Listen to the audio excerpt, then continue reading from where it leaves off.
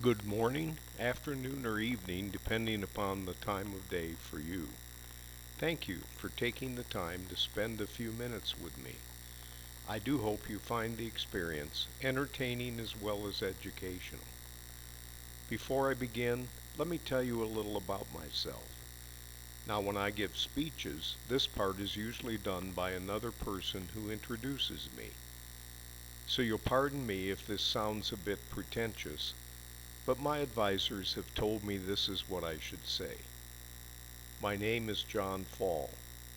I'm a senior global executive management leadership consultant, seminar workshop facilitator, speaker, and author.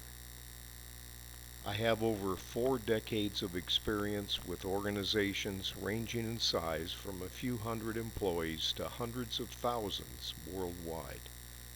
My clients include Honda, Toyota, General Motors, the Goodyear Tire and Rubber Company, Royal Dutch Shell, Australian Teleservices Association, IBM, Lockheed Martin, ESI International, Computer Task Group, San Miguel, and numerous small and mid-sized enterprises. My industry experience includes automotive, financial services, oil and gas, healthcare, employee benefits, mortgage banking, manufacturing, distribution, construction, real estate, insurance, and many others. My consulting engagements, predominantly initiated by client referrals, have taken me throughout North America and Asia Pacific, including Australia, Japan, the Philippines, and Singapore, and have involved vendor negotiations and management of client employees, consultants, and offshore resources. I'm a certified project management professional, better known as PMP, former director of the Orange County, California U.S. chapter of the Independent Computer Consultants Association, and author of Using Information as a Resource, published in Mortgage Banking Magazine, as well as Living with a Fast Idiot, the Executive's Guide to Computers, that was used by Arthur Andersen and Company's introductory course on computers.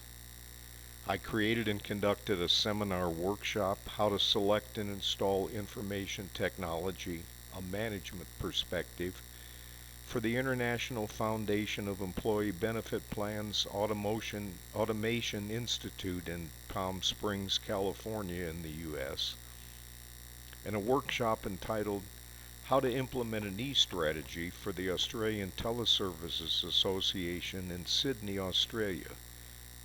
It delivered real-life strategies and the pitfalls of e-strategy implementation for this organization whose members are contact center managers and team members. The workshop included web integration techniques and department organization strategies.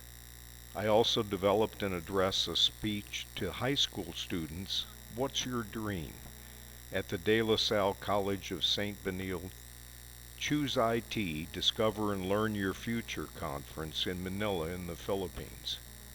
I'm listed in Who's Who in the World, Who's Who in America, Who's Who in Finance and Industry, Who's Who in Finance and Business, Who's Who in Emerging Leaders in America, and Who's Who in the West. This speech is part of my Fall's Inspirational Kickoff Speeches, a collection of 6 short inspirational speeches designed to kick off an annual planning meeting, team building event, corporate reorganization introduction, or any meeting that could use a refreshing start. This speech is called You Don't Have to Be Famous. The other speeches in the collection are The Mirror Test, Do You Know Who You Are? It's Not About You, It's Never Too Late, and Perry Sabato's Maximizing Academic Performance, MAP, seminars. I also offer the Leadership Insights series, a collection of 6 workshops, keynote addresses on leadership, based upon my decades of experience as a senior global executive management leadership consultant, seminar workshop facilitator, speaker, and author. The workshop's keynote addresses are titled, "What Can I Do?" Leadership Myths and Musts, Leadership Lessons from Entrepreneurs, Leadership Lessons from Everyday Life, The Pace of Leadership, and more leadership lessons. And now, here's You Don't Have to Be Famous. I can't tell you the number of people I've met in my consulting who have no animation when they talk about their work, but who light up when I ask them what they're really passionate about. Does this ring a bell with you? Do you know someone like this? Perhaps yourself? Every year, cable network news, CNN, asks people to submit candidates for ordinary people that have made a difference in the world because they took something they were passionate about and turned it into action. CNN calls them heroes, and I think you will too after I share with you the story of a person who was among the top 10 heroes in 2016. You'll hear the story of Georgie Smith, a designer who started her nonprofit, A Sense of Home, after realizing kids who aged out of the foster care system often end up living in squalor. She decided to help by lending her interior design skills for free. And on a more personal note, you'll hear a story of how my wife and I decided to learn how to play golf, and the surprising lessons about life we learned from the experience. Here's some ideas for you that might help you as you begin to think about your passions and what you're going to do about them. First, immediately stop thinking about how you aren't famous enough, and instead start thinking about how you're going to make a difference in the world. Second, develop and write down a list of everything you're passionate about and what you're going to do about it. And finally, remember, you don't have to start with a big idea. You can start small and learn as you go along until you're doing something big enough to make a difference.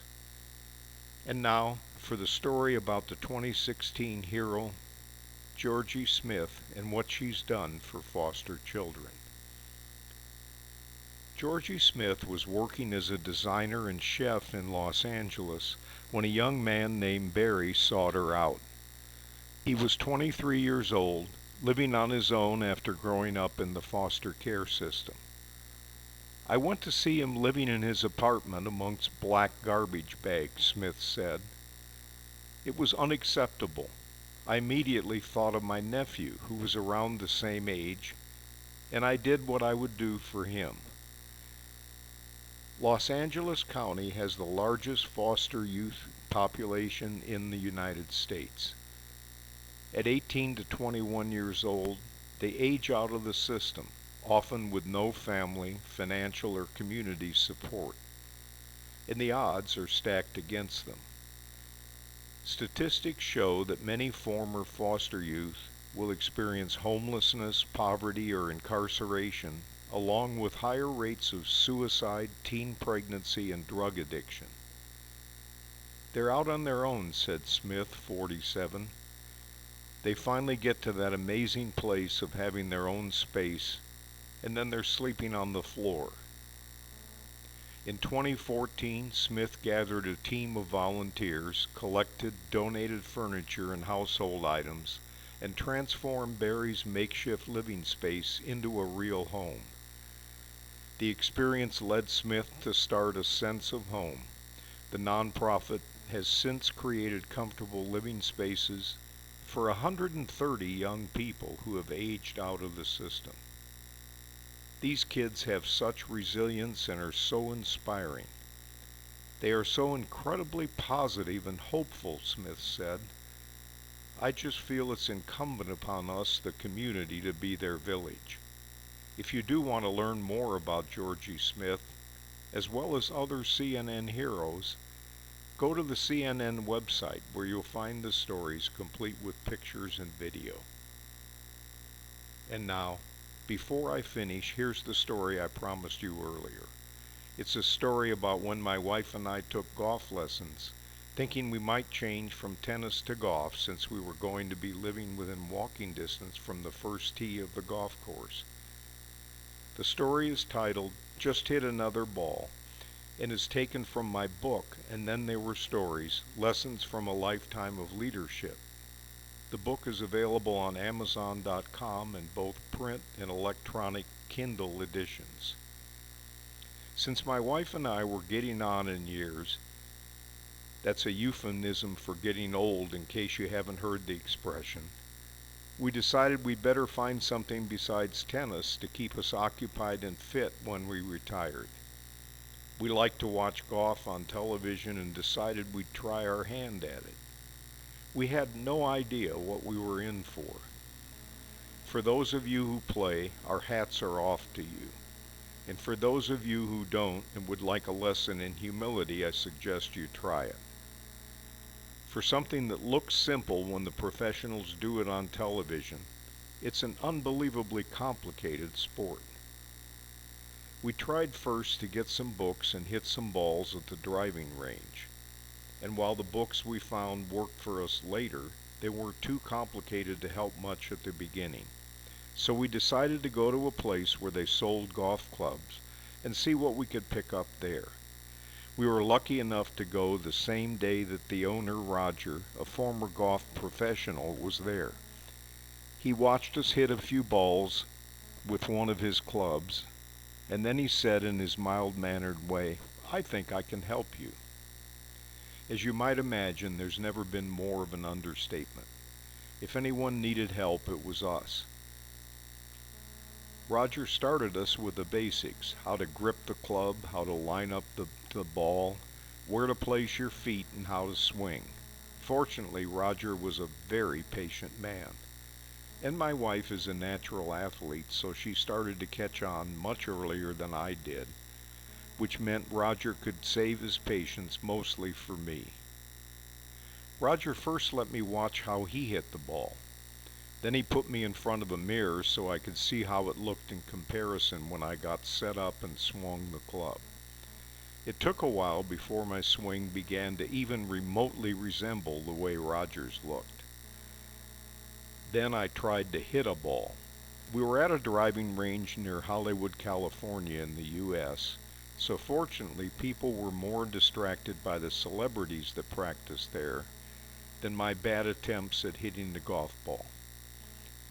Until I got a little better, it was dangerous to be too close to me, because when I tried to hit the ball straight, it would sometimes go at almost right angles. I'm not sure who needed more patience, Roger, my wife, or me. I was so bad that when I started my lesson with Roger, my wife found somewhere else to be, as far away from us as she could go. But nothing fazed Roger. He would sit on a stool in front of me. He was approaching 90 years, and while still very spry and capable, he needed to sit while he placed balls on the practice tee, one after another, for me to hit. And when my frustration would begin to rise, Roger would look at me, smile, and say, "John, this is a very difficult game. But eventually you'll start to catch on. Until you do, just hit another ball. And keep doing that until finally things will start to work out." It has taken an extremely long time. Think in terms of years or decades instead of months. But even though I'm not ready to enter any tournaments, and I rarely keep score, I can now play well enough to walk the course a few times a week with my wife and enjoy the exercise. And every once in a while I'll get lucky and hit the ball, and sometimes even make a par on an easy hole.